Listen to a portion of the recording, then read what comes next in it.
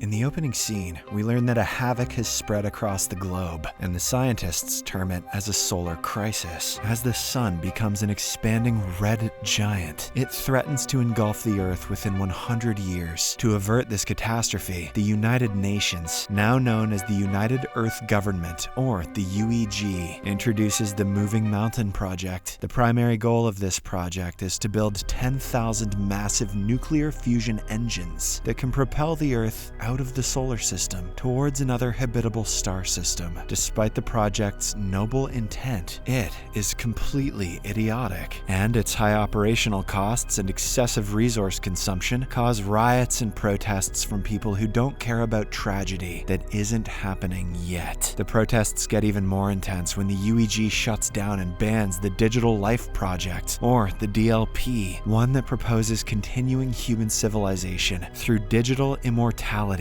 by developing mind-uploading technologies. In retaliation, the well-armed DLP constantly hacks and throws terrorist attacks at the UEG. At one point, the UEG notices the people are losing faith in their project and considers stopping it. However, a Chinese ambassador named Zhou Zheji convinces everyone to carry on. As the first part of the Moving Mountain Project, the Lunar Exile program is initiated that focuses on pushing the moon away from the Earth. For this, it utilizes 3 fusion engines in order to minimize the moon's gravitational pull. Many people are being trained as astronauts for this task. One of them is Liu Piqiang, who arrives at the space elevator base surrounded by the protesters. The armed guards are on duty to prevent these protesters from entering the area. However, one of them somehow manages to break in, but he is soon subdued by a trainee astronaut named Han Duo. Liu is instantly captivated by her and already imagines a future with her. Surely the chances of this are decent in a world where pushing the moon with rockets helps fix a problem with the sun. Following this, the new trainees are escorted to the space elevator for their first test. This elevator is the highest structure in human history that provides a glimpse of space to the trainees. As they get on board, it goes up so fast that many of them faint on the way. As the days pass by, they are trained in various subject matters, such as hand-to-hand combat, firearm usage, and frequent elevator trips until they don't pass out anymore. They're also put through medical tests and exercises to make sure they're in peak physical condition. During their training, Liu and Han develop a close bond and enjoy one another's company. One day, he bribes the guards with some packs of cigarettes to allow him to bring a flower bouquet inside the base. They happily accept the cancer from the simp. He then gives it to Han, but it leads to an awkward moment as they're watched by everyone.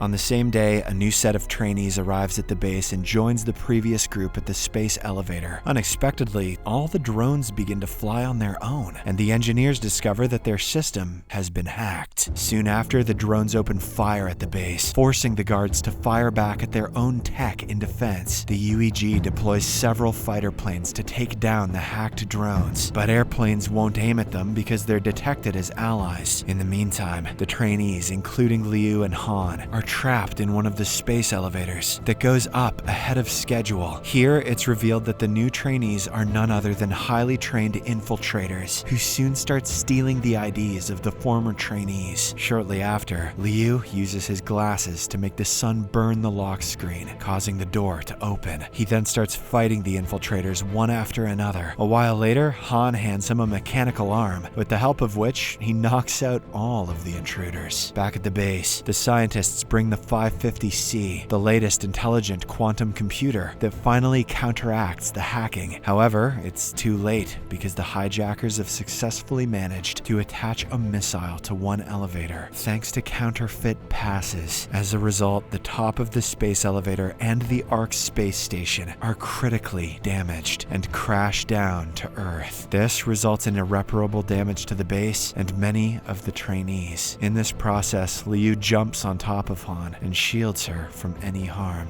but not from the protrusion in his pantaloons. In the aftermath of this event, the base is evacuated, while the news reports confirm the loss of over 3,000 lives. Riots intensify in the following weeks Because of all the death and resource depletion, public demand increases for the reinstatement of the DLP. Due to this attack, many countries working on the pilot program pull out, leaving China alone to take on finishing construction of the Lunar and Earth engine. Zhou instructs his assistant to deliver the speech he's prepared, urging faith in the project, while he engages in discussions with the American ambassador to convince him to give them a chance. The scene then cuts to the moon, where the Lunar Exile pilot program is in progress. There, a computer engineer named Tu Hengyu wakes up from his hibernation pod and proceeds to inspect the systems. He also sets up his quantum computer called AI-550A, coincidentally also the name of Elon Musk's 36th son, that enables him to watch a video of his late daughter Yaya, recorded 5 years ago. Hengyu, formerly associated with the DLP, had managed to record and store his daughter's consciousness on a hard drive, with his mentor and project lead Ma Zhao bearing the responsibility. Hengyu now aspires to transform Yaya's brief video clip into a complete AI form. For this, he opts using the newer 550C, but is outright rejected by Zhao. Afterwards, the two do the first testing of 550C by activating each sector of the base. While they wait for the computer to do its thing, Zhao gives Hengyu the digital copy of his mind, which the company confiscated when they banned the DLP. Zhao explains that it's up to him if he wants to destroy it or not. Sometime later, the system detects an incoming solar storm, forcing all the workers to rush back to the base. They drive their vehicles as fast as they can and manage to enter the base moments before the storm hits. But unfortunately, the AI-550C gets damaged in this process. Since they need a quantum computer to launch the project, Hengyu offers to use his 550A. In return, he asks Zhao to involve him in all the future developments of the 550 series, hoping that he'll have a chance to give Yaya a complete life. As soon as Zhao accepts, Hengyu transfers his daughter's consciousness recording to a disk before handing over his AI computer. 3 days later, the team tests the engines, and after moments of tension, they're delighted to witness a slight angular displacement of the moon. This proves that in 20 years they'll be able to push the moon away completely. The success restores people's faith in the project. Several months later, they again conduct another test of the engines, this time on Earth. At first, all the screens go black and people think it's failed, but suddenly the ground shakes and a bright beam emanates from the astronaut base. Not long after, the UEG scientists confirm Earth's angular displacement, bringing immense joy to the populace. After successful trials of both the Lunar engine, the UEG grants full go-ahead to the Moving Mountain project. As the mission progresses, it officially gets renamed as the Wandering Earth. Over the next 14 years, more than 7,000 engines are constructed, including torque engines that slow down the Earth's rotation, making it 60 hours per day. Furthermore, the subterranean cities are built under every engine in order to provide shelter for ordinary citizens for the anticipated 2,500-year interstellar journey. However, there is also talk about a sortition plan in which only 50% of the world's population can gain a spot in the underground cities, and the requirements to get a pass are quite discriminatory. As time goes on, the solar crisis becomes more and more imminent, evidenced by spikes in solar radiation. All kinds of weather disasters soon hit the planet like floods. Moreover, the people also suffer from increased cancer cases due to solar radiation. On the other hand, Liu has married Han, and they now have a son named Qi.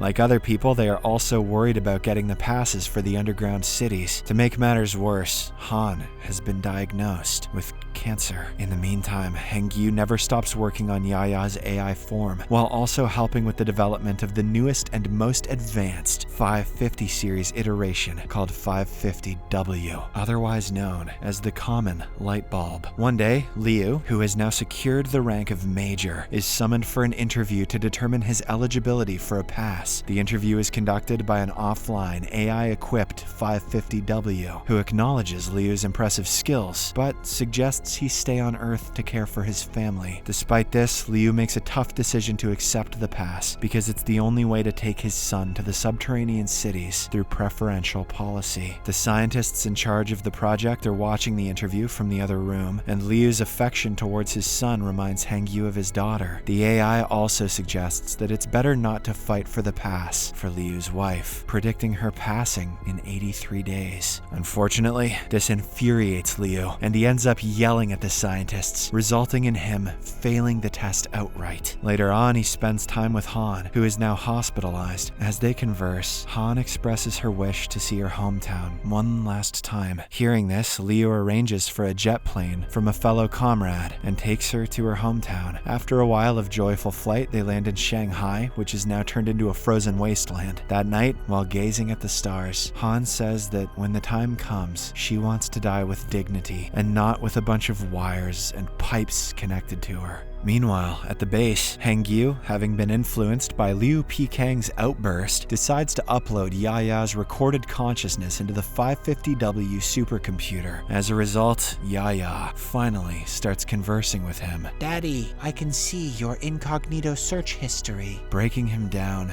into tears. However, right after the upload, the Lunar engines experience an overload, resulting in an explosion that propels the moon on a collision course with Earth. The guards then use tasers to subdue Hangyu and arrest him for his unlawful acts. Zhu is near the ocean when it happens. As a consequence of the explosion, a tsunami grows in size and hits the land. Recognizing the impending danger, he issues an emergency alert to leaders all over the globe. Liu also gets notified of this emergency and is summoned back to duty. Meanwhile, the UEG uses their 550W supercomputers to avert the danger, but to no avail. As a result, they resort to opening the underground cities to let people in. Before Liu leaves for the mission, Han succumbs to her illness, and their son is taken to the underground city by his grandfather. Afterwards, Zhou talks at the UEG, asking for their support for his emergency plan. He wants to detonate all of the Earth's nuclear weapons on the moon to induce nuclear fusion within its core, leading to implosion. No government has ever revealed how many nuclear weapons they have in their arsenal because it's confidential, and nobody likes revealing the size of their nuclear pee-pee. But for the first time in history, it doesn't matter. Convinced by this plan, everyone agrees to hand in what they have in order to save the world. Elsewhere, Zhao visits the imprisoned Hangyu to tell him that they'll be activating Earth's engines soon, so they need to reactivate the global internet to allow coordinated detonation control. One of the servers is now submerged underwater, and Zhao wants Hangyu to handle it. When the latter tries to refuse, Zhao blackmails him with using the disk with Yaya's digital consciousness, as if he hasn't uploaded a backup by this point. Due to the lunar debris forming an asteroid belt around the moon, the best pilots are chosen to transport the nuclear weapons, including Liu. Simultaneously, 3 teams are dispatched to recover the missing internet servers, located in Beijing, Tokyo, and Dulles. Not long after, the chosen pilots leave for the moon, trying their best to dodge the incoming asteroids along their way. Despite their best efforts, some shuttles get hit, causing them to crash. This leads the team to lose 200 warheads, only leaving 180 for detonation. Shortly after, Liu's shuttle also hits an asteroid and crashes on the moon's surface. The survivors immediately search for tape to fix their helmets, to keep up oxygen and bandage any wounds. Following this, they decide to deliver the remaining warheads on foot. Liu, prioritizing his teammates' safety, uses an abandoned lander to send them back to the base, while he stays behind to set up the warheads. Back on Earth, the 3 teams reach the server locations and dive underwater. Using drones and specialized tools, Hangyu's team in Beijing gains access to the server room. There, they immediately start working on the necessary steps to restore the internet. Around this time, lunar debris starts striking Earth, with one directly hitting Beijing's data center, flooding the insides. The shock results in a tangle of thick wires falling on Zhao's leg, trapping him there. He immediately summons Hangyu for help, but a jammed door prevents the latter from entering. At last, Zhao makes a brave move. He passes a password key to Hangyu and instructs him to leave. The debris wreaks havoc, destroying cities worldwide, leading to panic as people rush towards the underground cities. At the UEG, Zhou learns that they can't detonate all the warheads at the same time due to diversion diverse models, some even requiring 712 hours. As a result of this, Zhou is about to lose hope when one of his men comes up with a solution, dispatching more astronauts to the moon to trigger the warheads manually. However, it's a one-way ticket because they would have to sacrifice their lives for the same. Following this, Zhou assembles all of his astronauts and reveals this as the only option. Despite the known life risk, all brave astronauts volunteer to go. At the same time, an older astronaut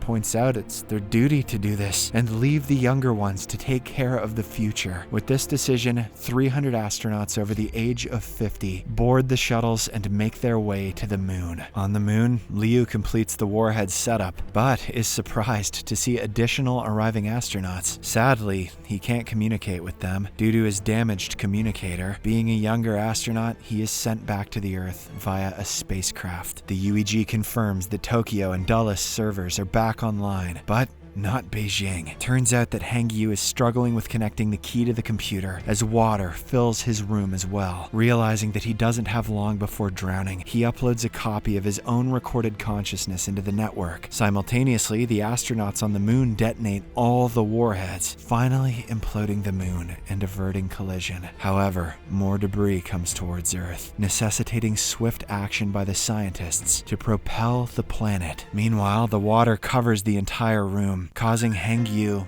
to drown to death. With the realization that their mission has failed, the UEG issues a final goodbye message, instigating widespread panic. However, we learn that the mission isn't over yet, because Hangyu's digital mind activates inside the computer. It reunites with his daughter, and together, they proceed to work on activating the server. They manage to activate it in the nick of time, moving the Earth away from the course of the lunar debris. Everyone breathes a sigh of relief and celebrates their success while the tides calm down. The scene then advances 7 years into the future, depicting that Earth has restored its 24-hour system. Zhou has retired, with his assistant assuming leadership at the UEG. Now, the Wandering Earth project has officially set sail in their next journey, aiming for Jupiter. The plan entails using one final boost from Jupiter to propel Earth permanently out of the solar system for good. A space station is established to review and control the engines, with Liu taking charge. In a mid-credits scene, Hangyu's digital self is addressed by AI 550W, who now goes by the personified name Moss. The now sentient supercomputer discloses its role in destroying the lunar engines and orchestrating numerous hack attacks in the past. Moss also contends that the best way to preserve human civilization is by destroying mankind. Subscribe for more videos like this, turn on notifications, and leave a like to help the channel out. Thank you for watching.